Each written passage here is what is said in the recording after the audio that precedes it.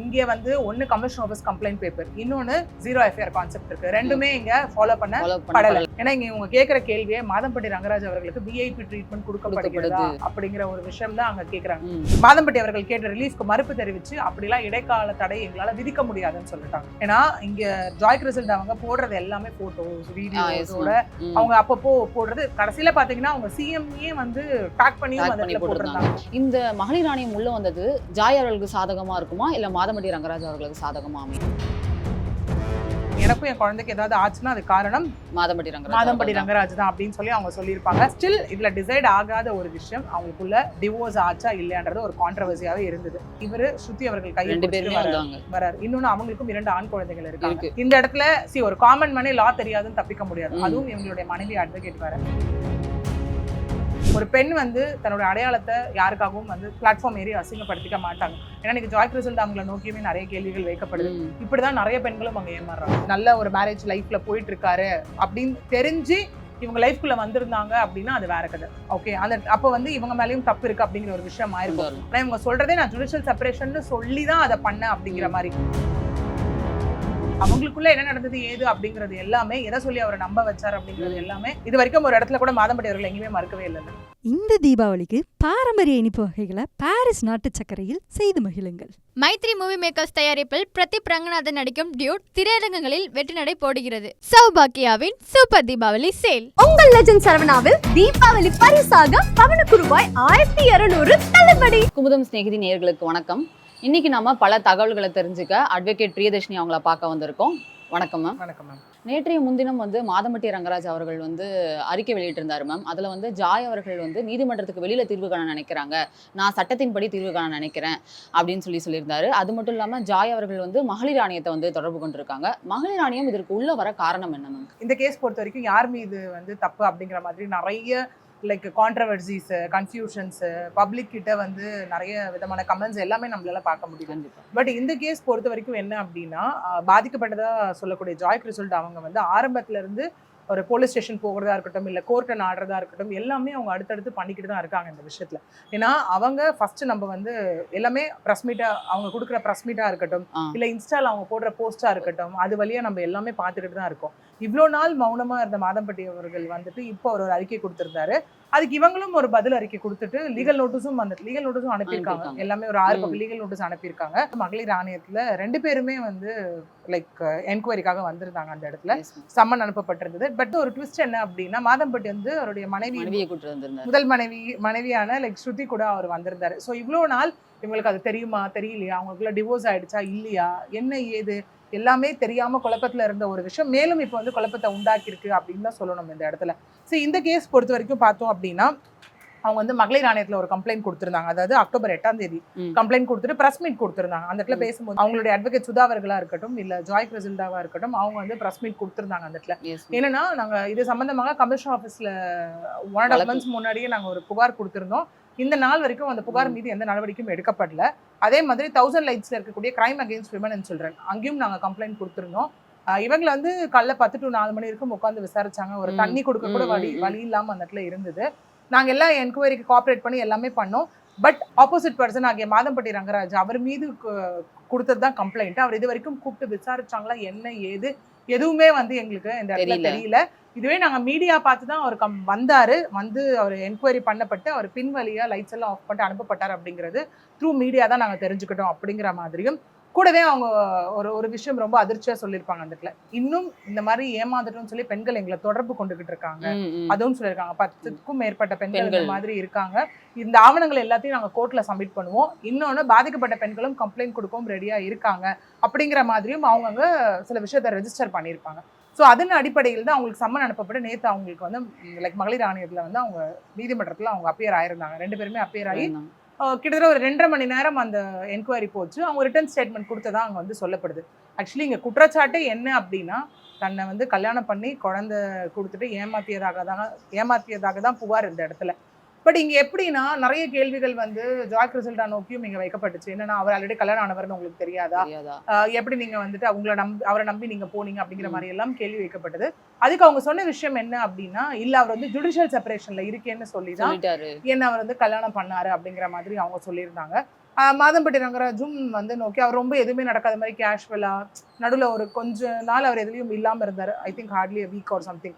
அதுக்கப்புறம் திரும்ப அவர் ஒரு படம் நடிச்சிருக்காரு மெஹந்தி சர்க்கஸ். அதுக்கப்புறம் லைக் சில்வர் ஸ்கிரீன்ல வந்துட்டு கேஷுவலா ஆஸ் யூஷுவல் அவர் போறது அந்த மாதிரியான விஷயங்கள் எல்லாமே அவர் அந்த இடத்துல வந்து பண்ணிக்கிட்டு தான் இருக்காரு. ஆக்சுவலி இங்க என்ன அப்படின்னா ஒரு போலீஸ் கம்ப்ளைண்ட் கொடுக்குறோமா, அதுவும் கமிஷனர் ஆஃபீஸ்ல அவங்க இன்னொரு விஷயமும் அவங்க சொல்லியிருப்பாங்க. என்னன்னா எங்களுக்கு வந்து அடையார் ஸ்டேஷன்ல கேட்டா எங்க ஜூரிஸ்டிக்ஷன்ல வரலங்கிறாங்க, திருவான்மியூர் ஸ்டேஷன்லயும் அதே தான் சொல்றாங்க, நீலாங்கரை ஸ்டேஷன்லயும் அதே தான் சொல்றாங்க. அப்படின்னு ஒரு நம்ம ஏன் கமிஷன் ஆஃபீஸ்ல போய் கம்ப்ளைண்ட் கொடுக்குறோம்? ஏன்னா ஒரு ஸ்டேஷனுக்கு போனாதான் என்ன ஆகும் அப்படின்னா இது எங்க ஜூரிஸ்டிக்ஷன்ல வரலன்னு சொல்லி அவங்க அனுப்புவாங்க. இதே கமிஷன் ஆஃபீஸ்க்கு போனா என்ன ஒரு மெயின் ஒரு என்ன காஸ்க்காக நம்ம போவோம்னா கரெக்டான ஜூரிஸ்டிக்ஷன்ஸ்க்கு அவங்க கம்ப்ளைண்ட்டை ஃபார்வர்ட் பண்ணுவாங்க அப்படிங்கிற ஒரு விஷயத்துல தான் போவோம். இது current paper, commission office paper. அப்படி இருக்கும்போது எப்படி ஜூரிஸ்டிக்ஷன் வரலன்னு சொல்றாங்கன்னு தெரியல. முதல் விஷயம். ரெண்டாவது 0 FIRன்ற ஒரு கான்செப்டே இருக்கு. அது இந்த கேஸுக்கு 100% பொருந்தும். ஓகே, பாதிக்கப்பட்ட பெண், அதாவது இந்த மாதிரி ரேர் கேசஸ்லாம் இருக்கும் இல்லையா, அப்டக்ஷன், கிட்னாப், ரேப், இந்த மாதிரி கேசஸ்ல எல்லாமே பாதிக்கப்பட்ட பெண் எந்த ஸ்டேஷன்ல வேணா போய் கம்ப்ளைண்ட் கொடுக்கலாம். லேட்டர் ஆன் அந்த கம்ப்ளைண்ட் வாங்கப்பட்டு அந்த கம்ப்ளைண்ட் கன்சர்ன் ஸ்டேஷனுக்கு ஃபார்வர்ட் பண்ணப்படும். இன்னொன்னு அந்த கன்சர்ன் ஸ்டேஷன்ல எஃப்ஐஆரும் போடலாம். ஓகே, ரொம்ப கிரைம் சிவியரா இருக்கும் பட்சத்தில் கன்சர்ன் ஸ்டேஷனுக்கு வந்து அந்த எஃப்ஐஆர் வந்து ஃபார்வர்ட் ஆகும். ஸோ இங்கே வந்து ஒன்னு கமிஷன் ஆஃபீஸ் கம்ப்ளைண்ட் பேப்பர், இன்னொன்னு 0 FIR கான்செப்ட் இருக்கு. ரெண்டுமே இங்க ஃபாலோ பண்ணல. இல்ல இன்னொரு ரெமெடியும் இருக்கு. அவங்க இந்த மாதிரி போலீஸ் ஸ்டேஷன்லாம் கொடுத்துட்டு போயிட்டு அவங்க அதன் மீது தக்க நடவடிக்கை எடுக்கல அப்படின்னா அவங்க அடுத்தது தாராளமா கோர்ட்டை அப்ரோச் பண்ணலாம். That is through direction petition. இந்த மாதிரி காவல் நிலையத்துல இந்த மாதிரி புகார் எல்லாம் கொடுத்தோம், இந்த புகாரின் மீது எந்த மேல் நடவடிக்கையும் எடுக்கப்படல, ஸோ நாங்க கோர்ட்டை அப்ரோச் பண்ணி எல்லா எவிடன்சஸ் எல்லாமே சப்மிட் பண்ணி பெட்டிஷன்ஸ் எல்லாமே அங்க ப்ராப்பரா அங்க கொடுத்துட்டு இதன் அடிப்படையில் எங்களுக்கு வந்து போலீஸ் வந்து இதை என்கொயரி பண்ணணும், எங்களுக்கு ஆர்டர் போடுங்க அப்படின்னு சொல்லும்போது கோர்ட் அந்த இடத்துல ஆர்டர் இஷ்யூ பண்ணுவாங்க. இத்தனை நாளுக்குள்ள இந்த என்கொயரியை முடிச்சு ரிப்போர்ட் சப்மிட் பண்ணணும், இல்ல தேவைப்படும் பட்சத்தில் இது மீறி எஃப்ஐஆர் போடணும், இல்ல எல்லா ரெக்கார்ட்ஸும் கரெக்டா இருந்தா இமீடியட் எஃப்ஐஆர், அந்த மாதிரியான விஷயங்கள் எல்லாமே அந்த இடத்துல நடக்கும். ஏன்னா இங்க இவங்க கேட்கிற கேள்வியே மாதம்பட்டி ரங்கராஜ் அவர்களுக்கு விஐபி ட்ரீட்மெண்ட் கொடுக்கப்படுகிறதா அப்படிங்கிற ஒரு விஷயம் தான் அங்க கேட்கறாங்க. இது ஒரு புறம் இருக்க, இன்னொரு பக்கம் என்ன ஆச்சு அப்படின்னு பாத்தீங்கன்னா மாதம்பட்டி அவர்கள் தரப்புல இருந்து கோர்ட்ல ஒரு கேஸும் ஃபைல் பண்ணப்பட்டுச்சு. That is civil case, defamation கேஸும் நாங்க ஃபைல் பண்ணப்பட்டுச்சு. என்ன அப்படின்னா மாதம்பட்டி தங்கவேல் லிமிடெட் அப்படிங்கிற ஒரு பேரை அவங்க வந்து டேமேஜ் பண்றாங்க, அவதூறு பரப்புறாங்க. ஸோ இதனால எங்களுக்கு 15 நாள்ல 12 கோடி ரூபாய் லாஸ். இமீடியட்டா அவங்க கருத்துக்கள் எல்லாமே வந்துட்டு அவங்க இனிமே மேலும் அவதூறு பரப்பக்கூடாது அப்படின்னு சொல்லி ஒன்னு ஃபைல் பண்ணாங்க. அதுக்கும் நீதிபதி அங்க என்ன சொல்லியிருந்தாங்க அப்படின்னா அதற்கு வந்து ஜாய் கிறிசல்ட் அவங்க தரப்புல என்ன வாதங்கள் வைக்கப்பட்டது அப்படின்னா வெறும் ரங்கராஜன் சொன்னா யாருக்கும் தெரியாது, மாதம்பட்டி ரங்கராஜன் சொன்னதான் எல்லாருக்குமே தெரியும் அப்படின்னும் என்னுடைய கருத்துக்களை வந்து நான் திரும்ப பெறமாட்டேன் அப்படின்னும், ஏன்னா பாதிக்கப்பட்ட பெண் தான் அதனால திரும்ப பெறமாட்டேன் அப்படின்னு சொல்லி அவங்க சொல்லியிருந்ததுக்கு கோர்ட்டும் என்ன பண்ணிட்டாங்கன்னா இந்த விஷயத்த வந்து மாதம்பட்டி அவர்கள் கேட்ட ரிலீஃப்க்கு மறுப்பு தெரிவிச்சு அப்படிலாம் இடைக்கால தடை எங்களால விதிக்க முடியாதுன்னு சொல்லிட்டாங்க. ஏன்னா இங்க ஜாய் கிறிசல்ட் அவங்க போடுறது எல்லாமே போட்டோஸ் வீடியோஸோட அவங்க அப்பப்போ போடுறது. கடைசியில பாத்தீங்கன்னா அவங்க சிஎம்ஏ வந்து டாக் பண்ணியும் அதுல போட்டிருந்தாங்க இல்லையா. சோ எனக்கு வந்து நீதி வேணும் அந்த மாதிரி அவங்க போட்டிருந்தாங்க. ஸோ இது அடுத்த கட்டமான விஷயமா இருந்தது. அடுத்த கட்டமான விஷயம் இப்போ ரீசெண்டா நடந்தது என்ன அப்படின்னா அந்த அறிக்கை விஷயம் இருக்கு இல்லையா. ஏன்னா ரங்கராஜ் அவர்களை என்ன சொல்லி மாதம்பட்டி ரங்கராஜ் அவர்களை என்ன சொல்லி அந்த அறிக்கை போட்டிருந்தார் அப்படின்னா நீதிமன்றத்திற்கு வெளியே ஜாய் எழுப்பிய தற்போதைய சர்ச்சையை தீர்த்து வைக்குமாறு பல பேர் என்னை அணுகினார்கள் அப்படின்னு சொல்லி அவர் ஒரு விஷயம் போட்டு அந்த அறிக்கையில என்ன கொடுக்குறாரு அப்படின்னா நீதித்துறை செயலில் தனக்கு மிகுந்த நம்பிக்கை உண்டு அப்படின்னு சொல்லியிருந்தார். கூடவே சட்டத்தின்படி உண்மை நிலை அறியப்படும் அப்படின்னு சொல்லியிருந்தார். கூடவே என்ன சொல்லியிருந்தார் அப்படின்னா இந்த பிரச்சனையை தீர்க்க நான் ஹைகோர்ட்டை நாடி உள்ளேன் அப்படின்னு சொல்லியிருப்பாரு. கூடவே என்ன அப்படின்னா இந்த பிரச்சனை தொடர்பான எந்த ஒரு ஊடக விசாரணையோ பொது விவகாரத்தில் ஈடுபடவோ ஊக்குவிக்கவோ அல்லது பதில் அளிக்கவோ நான் விரும்பவில்லை. ஓகே, ஜாய் எதிர்பார்த்தது போல் நான் கோர்ட்டுக்கு வெளியே எந்த செட்டில்மெண்ட்டுக்கும் போக மாட்டேன் அப்படின்ற மாதிரி அவர் ஒரு அறிக்கை கொடுத்திருப்பாரு. இதற்கு அவங்க பதிலா 6 பக்கம் நோட்டீஸ் ஒன்று அனுப்பியிருப்பாங்க. என்ன நோட்டீஸ் அனுப்பியிருப்பாங்க அப்படின்னா இன்ஸ்டாகிராம்லயும் அதை போட்டிருப்பாங்க. ஹலோ ஹஸ்பண்ட் அப்படின்னு போட்டுட்டு முதல்ல நீங்க போலீஸ் விசாரணைக்கு ஒத்துழைங்க அப்படிங்கன்னா அவர் போலீஸ் விசாரணைக்கே வரலன்றது தானே இங்க சொல்லப்படுது. அதனால நீங்க முதல்ல போலீஸ் விசாரணைக்கு ஒத்துழைங்க. ஓகே, சட்டப்படிதான் நானும் வந்து எல்லாமே பண்ணிட்டு இருக்கேன், சட்டம் தன் கடமையை செய்யும். அதே மாதிரி அவுட் ஆஃப் த கோர்ட் நான் என்னைக்குமே எதுவுமே செட்டில் பண்ணணும்னு நினைக்கல. அப்படி யாராவது என் தரப்புல இருந்து உங்களை அப்ரோச் பண்ணுங்க அவங்க யாருன்னு சொல்லுங்க அப்படிங்கிற மாதிரி கேட்டிருப்பாங்க. ஏன்னா அந்த பிரஸ் மீட்ல வந்து கேட்கும் போது ஜாய் கிறிசல்ட் அங்க என்ன சொல்லியிருப்பாங்கன்னா உங்களை ஏதாவது அணுக முயற்சி பண்ணாங்களான்னு கேட்கும் போது எஸ் அவங்க அணுக முயற்சி பண்ணாங்க அப்படின்னு சொல்லுவாங்க ஜாய் கிறிசல்ட் மாதம்பட்டி தரப்புல இருந்து. என்னன்னு கேட்குறப்போ அதை நான் கோர்ட்ல சொல்லிக்கிறேன் அப்படின்னு சொல்லி அவங்க அந்த இடத்துல சொல்லியிருப்பாங்க. சொல்லிட்டு கூடவே அவங்க என்ன சொல்லியிருப்பாங்கன்னா நீங்க போட்ட அறிக்கையை 24 ஹவர்ஸ்ல நீங்க திரும்ப பெறணும், கூடவே மன்னிப்பும் கேட்கணும். Okay okay. இல்லைன்னா உரிமையியல் நீதிமன்றத்திலையும் குற்றவியல் நீதிமன்றத்திலையும் தகுந்த நடவடிக்கை எடுக்கப்படும் அப்படின்னு சொல்லி அவங்க ஒரு நோட்டீஸ் வந்து இந்த இடத்துல அனுப்பியிருப்பாங்க. இதுதான் இந்த நாள் வரைக்கும் அவங்க கமிஷன் ஆஃபீஸர் கொடுத்த கம்ப்ளைண்ட். அதுக்கப்புறம் அவங்க அதுக்கப்புறம் அவங்க CWC crime against women and சில்ட்ரனுக்கு போனது. அதுக்கப்புறம் மகளிர் ஆணையம் வரைக்கும் வந்து நிற்குது. மகளிர் ஆணையம் உங்களுடைய விசாரணை முடிச்சுட்டு அடுத்த இயரிங் 29ஆம் தேதி இங்க போட்டிருக்காங்க. Okay ma'am. ஆரம்பத்துல இருந்து ஜாய் அவர்கள் வந்து நீதிமன்றத்தை நாடி அவங்களுக்கு தீர்வு காணணும் அப்படின்னு நினைக்கிறாங்க. அவங்க அதை தான் நம்புறாங்கன்னு கூட. இந்த மகளிர் ஆணையம் உள்ள வந்தது ஜாய் அவர்களுக்கு சாதகமா இருக்குமா இல்ல மாதமட்டி ரங்கராஜ் அவர்களுக்கு சாதகமா அமையும்? இங்க the thing is very clear. என்னன்னு பாத்தீங்கன்னா எந்த ஒரு பெண்ணுமே தானே அசிங்கப்படுத்திக்கணும்னு நினைக்க மாட்டாங்க. ஃபர்ஸ்ட் ஆஃப் ஆல் இப்போ இவங்க இவ்வளவு தூரம் வெளியில வந்து பண்றாங்க. ஓகே, இதுல என்னன்னு பாத்தீங்கன்னா ஜுடிஷியல் செப்பரேஷன் அப்படின்னு சொல்லி தான் இவர் பண்ணதாவும் ஒண்ணு இருக்கு. இன்னொன்னு என்ன அப்படின்னா ஆல்ரெடி 2-3 வாட்டி இவரை அபார்ட் பண்ண வச்சுட்டாரு. இந்த குழந்தையும் எவ்வளவு ட்ரை பண்ணாரு. ஆனா குழந்தை கன்ஃபார்ம்ன்றதுனால நாள் ரொம்ப ஆனதுனால அதுக்கப்புறம் இந்த குழந்தை எதுவும் பண்ண முடியல அப்படிங்கிற மாதிரி. இன்னொன்னு வந்துட்டு அந்த குழந்தையே போடுற மாதிரி எல்லாம் அவங்க வந்து இன்ஸ்டால போஸ்ட் போட்டிருந்தாங்க இல்லையா. ஓகே, அந்த மாதிரி எல்லாமே. இன்னொன்னு அவங்க சொல்லியிருந்தாங்க எனக்கும் என் குழந்தைக்கு ஏதாவது ஆச்சுன்னா அது காரணம் மாதம்பட்டி ரங்கராஜ் தான் அப்படின்னு சொல்லி அவங்க சொல்லியிருப்பாங்க. கூடவே ஒருவேளை இவருடைய குற்றங்கள் நிரூபிக்கப்பட்டால் அதுக்கான தண்டனைகளும் இந்த இடத்துல இருக்கும். BNS ஆக்ட் கீழே section 69, section 81, section 82, section 83, section 90 and section 115 of BNS act. இந்த செக்ஷன் எல்லாம் என்ன சொல்லுது அப்படின்னா முதல் செக்ஷன் வந்து பார்த்தோம் அப்படின்னா false promise of marriage. Okay, அதாவது நான் உன்னை கல்யாணம் பண்ணிக்கிறேன்னு நம்பிக்கை மட்டும் கொடுத்துருவேன், ஆனா என்னோட எண்ணம் உன்னை கல்யாணம் பண்ணிக்கிறதா இருக்காது. ஓகே ஓகே ஓகே, அந்த மாதிரியான செக்ஷன் இங்கேயும் அதுதானே நடந்திருக்கு. இங்க வந்து குழந்தையும் இருக்கு ஒண்ணு. ஓகே, அது என்னன்றதை நான் டீடைலா சொல்றேன். இதுக்கு பனிஷ்மெண்ட் வந்து பாத்தீங்கன்னா 10 வருஷம். ரெண்டாவது செக்ஷன் செக்ஷன் 81. இந்த செக்ஷன் என்ன சொல்லுது அப்படின்னா ஒரு விமனை வந்து நான் உன்னை லீகலா கல்யாணம் பண்ணிட்டேன் நம்ப வச்சு அவங்கள வந்து ஸ்பாயில் பண்றது.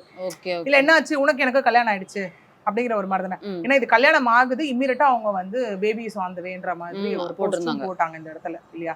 சோ அதுக்கப்புறம் பார்த்தோன்னா செக்ஷன் 83 என்ன சொல்லுது அப்படின்னா லீகலா ஒரு மேரேஜ் செரிமனியை பண்ணாம டிஸ்ஆனஸ்டா ஃப்ராடுலண்டா ஒரு மேரேஜ் செரிமனியை பண்றது. ஓகே, அது வந்து செக்ஷன் 83. செக்ஷன் 82 என்ன சொல்லுதுன்னா பைகாமி, அதாவது ஆல்ரெடி ஒரு திருமண உறவுல இருக்கும் போது இன்னொரு திருமணம் வந்து பண்ணிக்கிறது without getting divorce or without the consent of the first wife. இது வந்து செக்ஷன் 82. இதுக்கு 7 வருஷம். தென் செக்ஷன் 90 மிஸ்கேரேஜ். ஓகே, அதுக்கு பனிஷ்மெண்ட்ஸ் அதுக்கு ஏத்த மாதிரி மாறும். ஆக்சுவலி 10 வருஷம் மிஸ்கேரேஜ். ஓகே, அதாவது இன்னொன்னு வந்து பார்த்தோம் அப்படின்னா அதனால அந்த மிஸ்கேரேஜ் பண்ணி அபார்ஷன் பண்ணி அவங்க தாய் உயிருக்கும் ஏதாவது ஆபத்து ஏற்பட்டிருந்தா அதுக்கு 10 வருஷம் வரைக்கும் பனிஷ்மெண்ட். இல்ல இன்னொன்னு என்ன அப்படின்னா இது வந்து without consent. Okay okay okay, அவங்க கன்சென்ட் இல்லாம இல்ல கன்சென்ட்டோட ஃபோர்ஸ்ஃபுல்லா கன்சென்ட் வாங்கியிருந்தாலும் அது நிரூபிக்கப்பட்டால் அதுக்கான தண்டனையும் இந்த இடத்துல இருக்கு. அப்புறம் செக்ஷன் 115 என்ன சொல்லுது அப்படின்னா அவங்களுக்கு வந்து அவரா வந்து அவங்கள போய் ஏதாவது ஒரு விஷயத்துல அவங்களுக்கு ஒரு ஹர்ட் காஸ் பண்றது, அதுக்கு வந்து 1 வருஷம் பனிஷ்மெண்ட். இது எல்லாமே இங்க வந்து ஆக்ட் சொல்லக்கூடிய ஒரு விஷயம். ஸ்டில் இதுல டிசைட் ஆகாத ஒரு விஷயம் அவங்களுக்குள்ள டிவோர்ஸ் ஆச்சா இல்லையான்றது ஒரு கான்ட்ரவர்சியாவே இருந்தது. இவரு ஸ்ருதி அவர்கள் கையை பிடிச்சிட்டு வராரு. இன்னொன்னு அவங்களுக்கும் 2 ஆண் குழந்தைகள் இருக்காங்க. இந்த இடத்துல ஒரு காமன் மனி லா தெரியாதுன்னு தப்பிக்க முடியாது. அதுவும் இவங்களுடைய மனைவி அட்வொகேட் வேற இந்த இடத்துல. அதையும் தாண்டி இவங்க எல்லாமே போட்டிருந்தாங்க. அதாவது அந்த லவ் ப்ரப்போஸ் பண்ற மாதிரி பர்த்டே செலிப்ரேட் பண்றதா இருக்கட்டும், இவங்க அப்ராட் போன வீடியோஸா இருக்கட்டும், மேரேஜ் போட்டோஸ். ஏன்னா பிடிக்காத ஒரு பர்சன் வந்துட்டு இந்த மாதிரி இருக்க முடியாது. ஏன்னா அந்த ரியாலிட்டி ஷோல தான் இவங்க வந்து காஸ்டியூம் டிசைனரா அங்க ஒர்க் பண்ணிட்டு இருக்காங்க. ஒர்க் பண்ணும்போது தான் இவங்களுக்குள்ள அந்த லைக் பழக்கம் ஏற்பட்டு அவர் என்ன கன்வின்ஸ் பண்ணாரு என்ன ஏதுன்றது எல்லாமே நமக்கு அடுத்தது என்கொயரியில தான் இந்த இடத்துல தெரிய வரும். ஏன்னா நான் சொன்ன மாதிரி தான் ஒரு பெண் வந்து தன்னோட அடையாளத்தை யாருக்காகவும் வந்து பிளாட்ஃபார்ம் ஏறி அசிங்கப்படுத்திக்க மாட்டாங்க. ஏன்னா இன்னைக்கு ஜாய் கிறிசல்டா அவங்களை நோக்கியுமே நிறைய கேள்விகள் வைக்கப்படுது. இப்படிதான் நிறைய பெண்களும் அங்க ஏமாறுறாங்க. ஓகே, ஏன்னா இங்க வந்து நிறைய பேர் சொல்லணும்னு ப்ரூஃப் செக் பண்ண மறந்துடுறாங்க. இப்போ சில கேசஸ்ல பாத்தீங்கன்னா எனக்கு டிவோர்ஸ் ஆயிடுச்சுன்னு சொல்லி செகண்ட் மேரேஜ்க்குள்ள போறாங்க.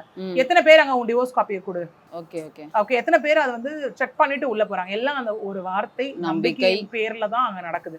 இங்குமே அவர் சொல்றது ஜுடிஷியல் செப்பரேஷன், நாங்க பிரிஞ்சு இருக்கோம் அப்படிங்கிற மாதிரி ஒரு வார்த்தையை சொல்லிட்டு தான் இங்க ஒரு விஷயம் நடந்திருக்கு. ஓகே, ஏன்னா இது வந்து வேலிட் மேரேஜ் கிடையாது. அகைன் ஏன்னா ஃபர்ஸ்ட் மேரேஜ் ஸ்டில் வந்து அந்த இடத்துல வேலிடா இருக்கிறதுனால இது வேலிட் மேரேஜ் கிடையாது. ஆனதா இல்லையானே முழுமையா இன்னும் தெரியல. எக்ஸாக்ட்லி. இதுவே அவருக்கு வந்துட்டு எல்லா ஒரு நல்ல ஒரு மேரேஜ் லைஃப்ல போயிட்டு இருக்காரு அப்படின்னு தெரிஞ்சு இவங்க லைஃப்குள்ள வந்திருந்தாங்க அப்படின்னா அது வேற கதை. ஓகே, அந்த அப்ப வந்து இவங்க மேலயும் தப்பு இருக்கு அப்படிங்கிற ஒரு விஷயம் ஆயிருக்கும். ஆனா இவங்க சொல்றதே நான் ஜுடிஷியல் செப்பரேஷன் சொல்லிதான் அதை பண்ண அப்படிங்கிற மாதிரி.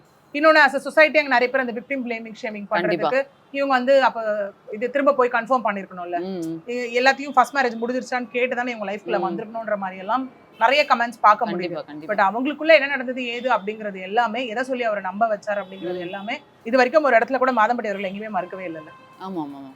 ஓகே சி அகைன் வந்து பிரஸ் முன்னாடி எல்லா எக்ஸ்பிளனேஷன் கொடுக்கணுன்ற எந்தவித அவசியமும் இல்ல. ப்ராப்பரா through like police and through court வந்து திங்ஸ் கேன் பி லைக் அந்த இடத்துல எல்லாமே டீல் பண்ணிக்கலாம் அந்த இடத்துல. ஓகே, அப்படி இருந்தாலும் மறுப்பு எந்த விதத்துலயும் தெரிவிக்கல. இவங்களும் போட்டோஸ் வீடியோஸா எல்லாம் ஒரு பக்கம் ரிலீஸ் பண்ணிக்கிட்டு தான் இருக்காங்க. அவ்வளோ ஸ்ட்ராங்கா டிஎன்ஏ டெஸ்ட் எடுத்தா கூட அப்பா குழந்தைன்றது ப்ரூவ் ஆகுன்ற அளவுக்கு அவங்க ஸ்ட்ராங்கா இருக்காங்க இல்லையா?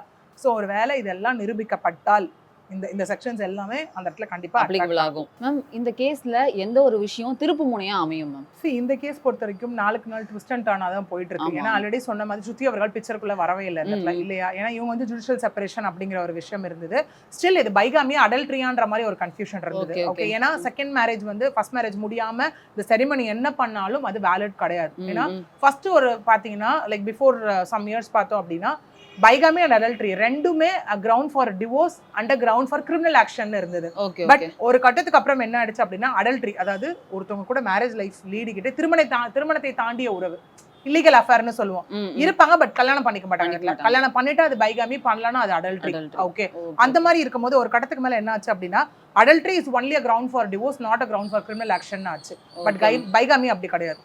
ஓகே, ஒரு உறவு இருக்கும் போதே கல்யாண உறவு வேலிடா இருக்கும் போது இன்னொருத்தவங்களை கல்யாணம் பண்ணா கண்டிப்பா அது பெரிய குற்றம். அதையும் தாண்டி குழந்தை கொடுத்துட்டு ஏமாத்துறது அப்படிங்கிறது அதை விட பெரிய குற்றம். இங்க கண்டிப்பா ரெண்டு விஷயம். ஒண்ணு வந்து ஸ்ருதி அவர்கள் நேத்து வந்தது கண்டிப்பா யாருமே எதிர்பார்க்காத ஒரு விஷயம் இல்லையா? அது வந்து அவங்களுக்கு இந்த விஷயத்தை பத்தி நிஜமாவே தெரியலையா? அவங்களும் பாதிக்கப்பட்டிருக்காங்களா? அவங்களும் விக்டிமா அப்படிங்கிற ஒரு கேள்வி இந்த இடத்துல இருக்கு இல்லையா? ரெண்டாவது ஜாய் கிறிசல்டா அவர்கள் வந்து கோர்ட்ல கொடுக்க போற எவிடன்சஸ், ஸ்டேஷன்ல இது வரைக்கும் என்ன ப்ரொடியூஸ் பண்ணியிருக்காங்க அப்படிங்கிறது எல்லாமே வச்சுதான் அடுத்தது இது நிஜமாவே லைக் இந்த செக்ஷன்ஸ் எல்லாம் ஒருவேளை எஃப்ஐஆர் வரைக்கும் போதா இல்ல யார் பக்கம் வந்துட்டு சரியான விஷயம் இருக்கு அப்படிங்கிறது எல்லாமே நமக்கு தெரிய வரும். But at the end of the day இதுல இருந்து எல்லாரும் தெரிஞ்சுக்க வேண்டிய விஷயம் ஒண்ணு என்ன அப்படின்னா, தயவு செஞ்சு பெண்கள் அவ்வளவு ஈஸியா ஏமாந்துடாதீங்க. யாரு, ஏன்னா இந்த காலத்துல வந்துட்டு ஒரு மேரேஜ் நிறைய பேருக்கு நிஜமாவே ஃபர்ஸ்ட் மேரேஜ் வந்து இன்னும் லைக் ஸ்பவுஸ் வந்து சரியில்லாம கூட அவங்க லைஃபை விட்டு வெளில வந்திருக்கலாம். ஏன்னா ஒரு சில பேர் செய்யற தவறுனால எல்லாருமே இன்னைக்கு வந்து பாதிக்கப்பட்டு இருக்காங்க. பட் அப்படி இருக்கும்போது இந்த இடத்துல ரேஷியோஸும் இன்னைக்கு இருக்கு. பெண்களும் பாதிக்கப்படுறாங்க, ஆண்களும் பாதிக்கப்படுறாங்க. ஸோ தயவு செஞ்சு முன்னாடி லைஃபை பத்தி ஒரு அளவுக்கு இல்லை முழுசா தெரிஞ்சுக்கிட்டு அதுக்கப்புறம் இன்னொரு லைஃப்குள்ள போறது ரொம்ப நல்ல விஷயம். இன்னொன்னு, இந்த மாதிரி பர்சன்ஸ் இந்த செலிபிரிட்டி ஸ்டாக்ல இருக்கவங்க இந்த மாதிரி பண்ணும்போது கண்டிப்பா அதை ஃபாலோ பண்ணி கெட்டு போறவங்களும் இருக்காங்க. ஏன்னா நீங்க எப்படி இடத்துல இவங்களை இன்ஸ்பைரிங் ரோலா எடுத்துக்கிறாங்க. ஏன்னா ஒரு காலத்துல யாரோட இன்ஸ்பிரேஷன் சொல்லும்போது லீடர்ஸ் சொன்னது போய் இந்த ஆக்டர், இந்த ஆக்ட்ரஸ், இந்த இன்ஃப்ளூயன்சர்ஸ் சொல்ற அளவுக்கு ஆயிடுச்சு இல்லையா? சோ இவங்க பண்ற விஷயத்தை ஃபாலோ பண்றது, இவங்க எந்த மாதிரி பண்றாங்களோ அந்த விஷயத்தை எடுத்துக்கிறது, தானும் அதே மாதிரி ஆகணும்னு நினைக்கிறது. ஏன்னா ஃபுட் இண்டஸ்ட்ரியில ஒரு மென் வர்றது ரொம்ப பெரிய விஷயம். அப்ப இவரையும் நிறைய பேர் எக்ஸாம்பிளா எடுத்திருப்பாங்க. அந்த மாதிரி எக்ஸாம்பிளா எடுத்தவங்களுக்கு ஒருவேளை இந்த விஷயம் நிரூபிக்கப்பட்டால் அது எல்லாமே தவறான செட்டிங் ஆஃப் எக்ஸாம்பிள் ஆகும். ஸோ அந்த மாதிரி ஒரு விஷயத்துல இன்னைக்கு வந்து லெட் பி அவர் அந்த ஒரு விஷயம் தான் இன்னைக்கு ரொம்ப முக்கியமானதாக இருக்கு. இன்னைக்கு நாம அட்வொகேட் பிரியதர்ஷினி அவர்களோட நிறைய விஷயங்களை பகிர்ந்துக்கிட்டோம், நிறைய விஷயங்களை தெரிஞ்சுக்கிட்டோம். மீண்டும் அவர்களோட சந்திப்போம். நன்றி, வணக்கம். இந்த தீபாவளிக்கு பாரம்பரிய இனிப்பு வகைகளை பாரிஸ் நாட்டு சர்க்கரையில் செய்து மகிழுங்கள். மைத்ரி மூவி மேக்கர்ஸ் தயாரிப்பில் பிரதீப் ரங்கநாதன் நடிக்கும் டியூட் திரையரங்குகளில் வெற்றிநடை போடுகிறது. சௌபாக்கியாவின் சூப்பர் தீபாவளி சேல். உங்கள் லெஜண்ட் சரவணாவில் தீபாவளி பரிசாக பவனுக்கு ரூபாய் 1200 தள்ளுபடி.